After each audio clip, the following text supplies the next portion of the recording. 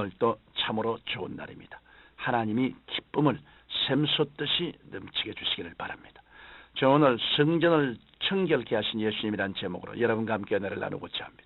본문 말씀은 마가복음 11장 15절로 18절입니다.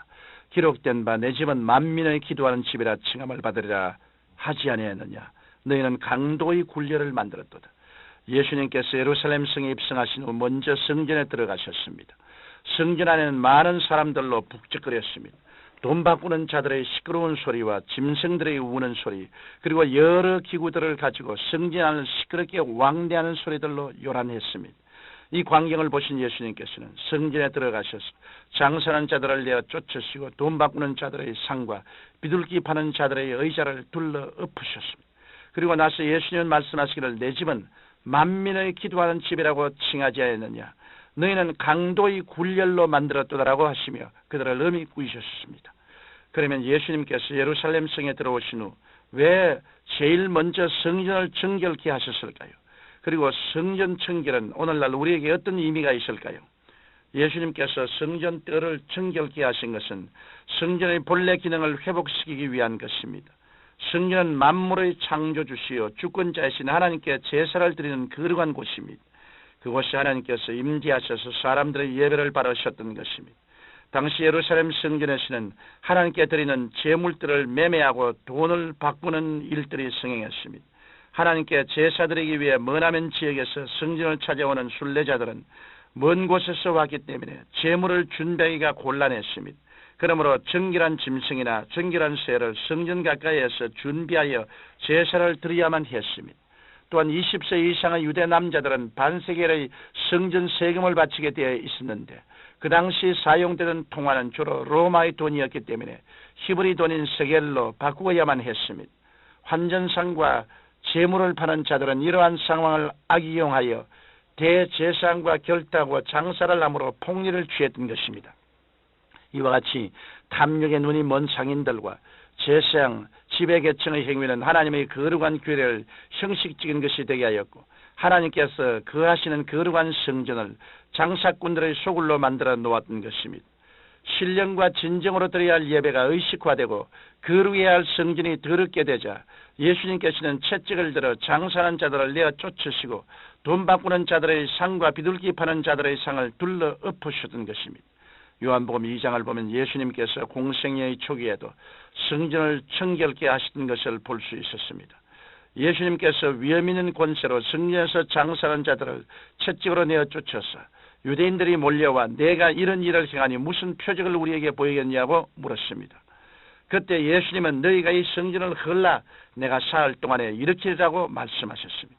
유대인들은 곧바로 이 성전은 46년 동안에 지어졌거늘 내가 3일 동안에 일으키겠냐고 반문하였습니다. 그러나 예수님께서 말씀하신 성전은 곧 자신의 육체를 가리켜 말씀하신 것입니다. 그러므로 성전을 헐라는 말씀은 예수님께서 십자가에 못 박여 죽으셨다가 사흘 만에 다시 부활하실 것을 가리키신 것입니다.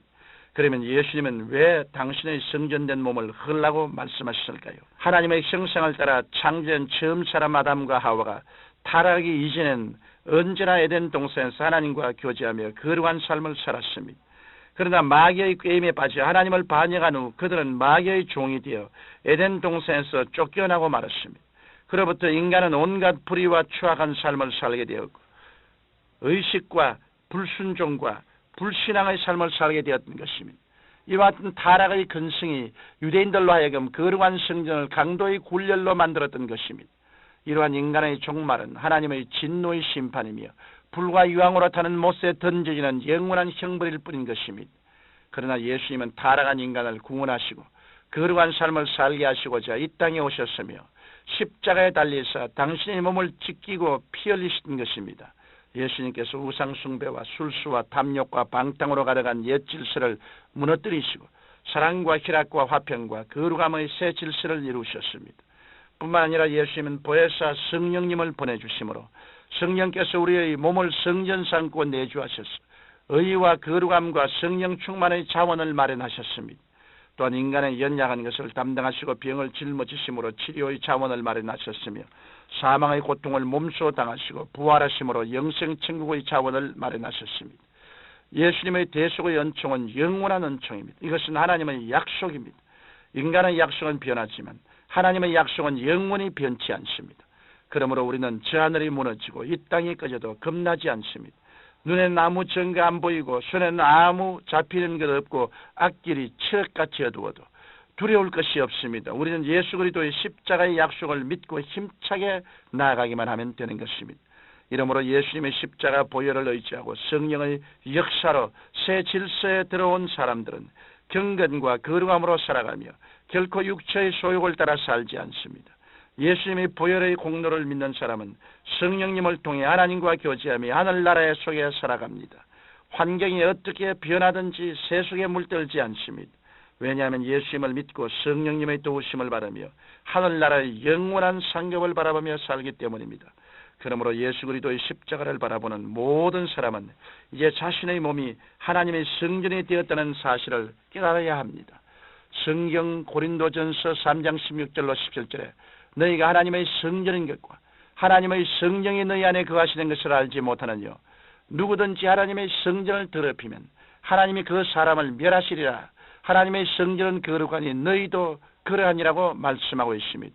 하나님은 거룩하신 분이기 때문에 우리가 거룩하지 않으면 하나님께서 거할 수가 없습니다. 그러므로 하나님의 성전된 우리는 몸과 마음을 그리스도의 보혈로 거룩하게 해야 합니다. 부족하고 연약한 우리 인간이 어떻게 거룩할 수 있겠습니까?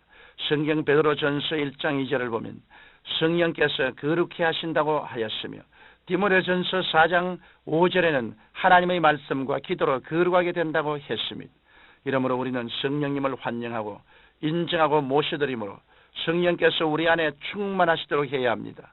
또한 기도로 우리의 몸과 마음을 거룩하게 하고 하나님의 말씀을 사랑하며 실천함으로써 우리의 몸을 하나님께서 거하시는 거룩한 성전이 되도록 해야 할 것입니다.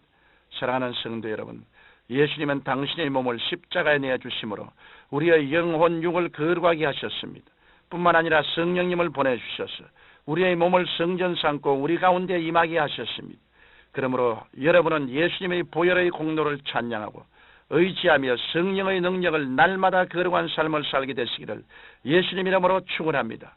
거룩하시고 영광스러우신 우리 아버지, 우리가 하나님의 성전 되었으므로 성전을 항상 청결케 하여 하나님의 성령이 언제나 우리 속에 풍성히와 거하실 수 있도록 도와주옵소서. 예수님 이름으로 기도드립니다. 아멘.